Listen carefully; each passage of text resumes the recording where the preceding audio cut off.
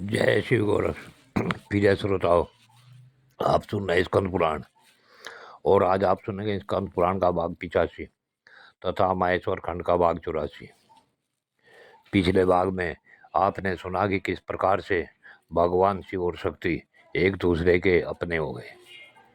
इससे आगे की कथा आप इस भाग में सुने। मार्कंडेय मुनि जी ने पूछा, हे भगवान, पांड्य देश के राजा ब्रजांगद ने किस प्रकार भगवान अरुणाचल का व्यक्तिक्रम किया, फिर उन्हीं की भक्ति से वे किस प्रकार वैभव को प्राप्त हुए। दंडिकेश्वर जी बोले, पांड्य देश में बजरांगद नाम से प्रसिद्ध एक राजा हो गए हैं। वे एक पत्नी व्रतधारी और पुण्यात्मा थे। एक दिन घोड़े पर सवार हो शिकार खेलने के लिए राजा अरुणाचल तक के दुर्गम वन में गए। वहां उन्होंने एक हिरण देखा और देखते ही राजा ने कुतूहलवश उसके पीछे घोड़ा दौड़ाया। मृग बहुत तेज भागा और अरुणाचल पर्वत के चारों ओर चक्कर लगाने लगा। तब अधिक परिश्रम होने के कारण राजा अकांती होकर घोड़े से गिर पड़े। उस समय मध्याह्नकालीन सूर्य के प्रखर ताप से उन्हें अत्यंत पीड़ा हुई।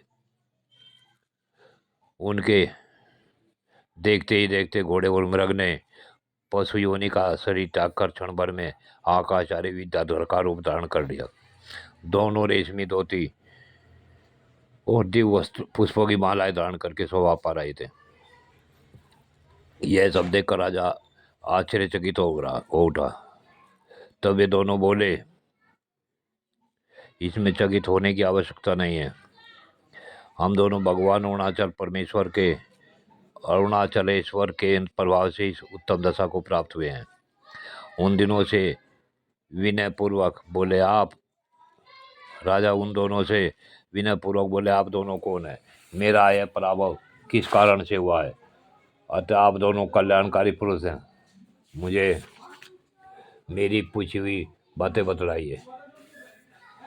तब राजा के पूछने पर कलाधर ने कांतिशाली की आज्ञा से इस प्रकार कहा, है राजन, हम दोनों पहले विद्याधरों के राजा थे।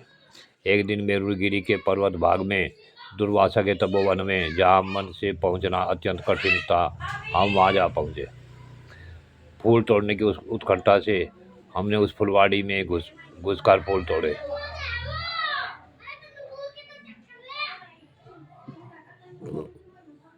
मैं वहाँ पुष्पों की अतिशय सुगंध से मोहित हो दुर्वासनावश विकसित पुष्पों पर हाथ रख दिया करता था।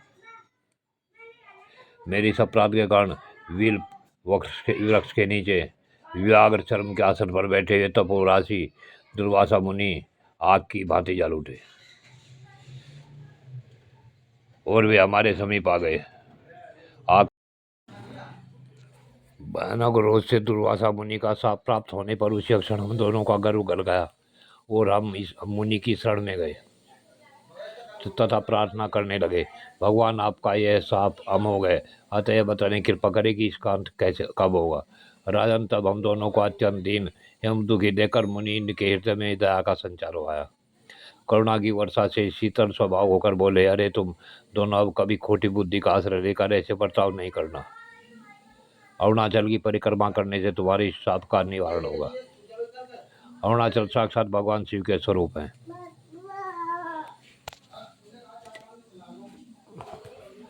तुम दोनों भी जब अरुणाचल की प्रदक्षिणा कर लोगे तब उससे तुम्हारे शाप का अंत हो जाएगा।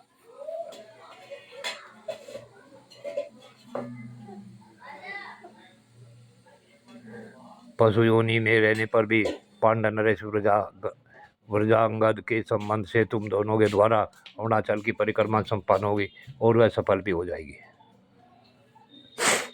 तब कलाधर ने कहा, हे राजन, मेरा मित्र कांतिशाली कामबोज देश में घोड़ा हुआ और आपकी सवारी में आया। मैं भी कस्तूरी मृग होकर अपने ही शरीर से उत्पन्न सुगंध के मध्य से उन्मत्त और अरुणाचल पर विचरने लगा। हम दोनों से अरुणाचल नाथ की परिक्रमा करवा दी। आपने सवारी पर चढ़कर यह परिक्रमा की है। इस दोष से आपके शोचनीय दशा हो गई है। हम दोनों ने पैदल चलने से पुण्य को अपने पूर्व पद को प्राप्त किया। कलाधर ने कहा कि राजन, मैं तुमसे तुम्हारे हित के लिए जो कहता हूँ उसे सुनो।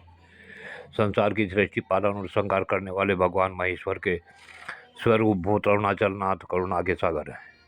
तुम इन्हीं में अपना मन लगाओ। तुम भी पैदा होकर भगवान अरुणाचल की परिक्रमा करो। और भगवान शिव को कस्तूरी की गंध बहुत प्रिय है, इसलिए कस्तूरी के चंदन और कचनार के फूलों से तुम इनकी पूजा करो।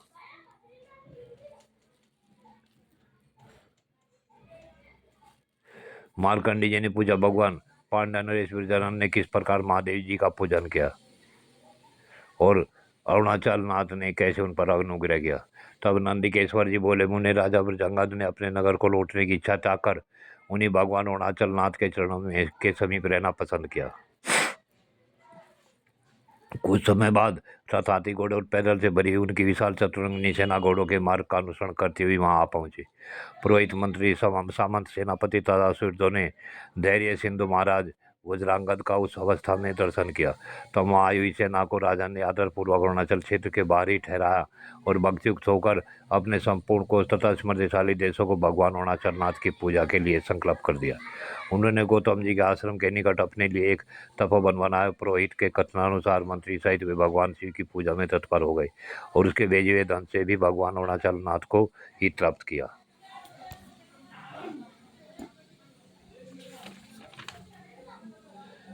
कार्तिक की पूर्णिमा आने पर राजा ने पार्वती वल्लभ शिव के महादीपोत्सव का आयोजन किया, जो तीनों लोकों में पूजित एवं प्रशंसित है।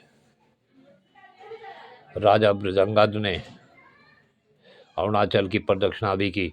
उस समय वे हे अरुणाचल नाथ, हे करुणामृत सागर, हे अरुणाम्बा के प्राणनाथ इस प्रकार पुकारते हुए बार बार भगवान की स्तुति करते थे।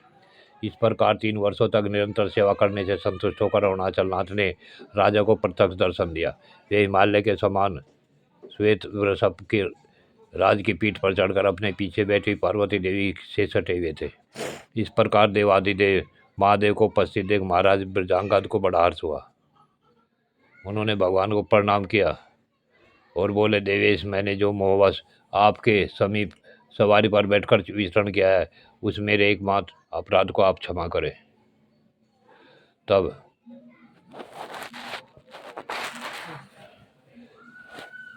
राजा के से करुणा निधान जगदीश्वर भगवान अरुणाचलेश्वर ने कहा, वत्स, भय न करो, तुम्हारा कल्याण हो। मेरी 8 मूर्तियां वे सब संपूर्ण जीवों के कल्याण के लिए कल्पित हुई है।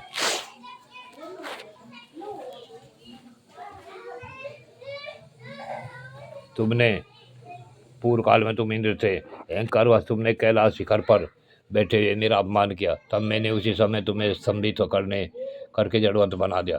तुम्हारा सारा अभिमान और पाप भार क्षण भर में गल गया और तुम लज्जित होकर मेरे समीप बैठ गए। फिर और मैंने शिव ज्ञान का तुम्हें उपदेश दिया, यह आज्ञा दी कि तुम पृथ्वी पर जन्म ले राजा ब्रजांगद होकर मेरी कृपा प्राप्त करोगे। इस समय तुम्हारी की हुई दिन रात की सेवाओं से मैं तुम पर बहुत प्रसन्न हूँ। अतः तुम्हें यह ज्ञान देता हूँ, सुनो। आकाश, वायु, अग्नि, जल, पृथ्वी, सूर्य, चंद्रमा और पुरुष, इन मेरी 8 मूर्तियों से व्याप्त होकर संपूर्ण चराचर जगत प्रकाशित होता है। मैं इन सब तत्वों से परे शिव हूँ। मुझसे भिन्न दूसरी कोई वस्तु नहीं है। मेरे स्वरूप भूत चितानंद समुद्र से उठी हुई कुछ लहरें ब्रह्मा, विष्णु, रुद्र और इंद्र आदि देवता संपूर्ण देवता को आनंद से परिपूर्ण करती है। मैं समस्त संसार का स्वामी हूँ। यह गौरी देवी मेरी महाशक्ति माया है। इन्हीं के द्वारा संपूर्ण विश्व सदा आच्छादित होता है।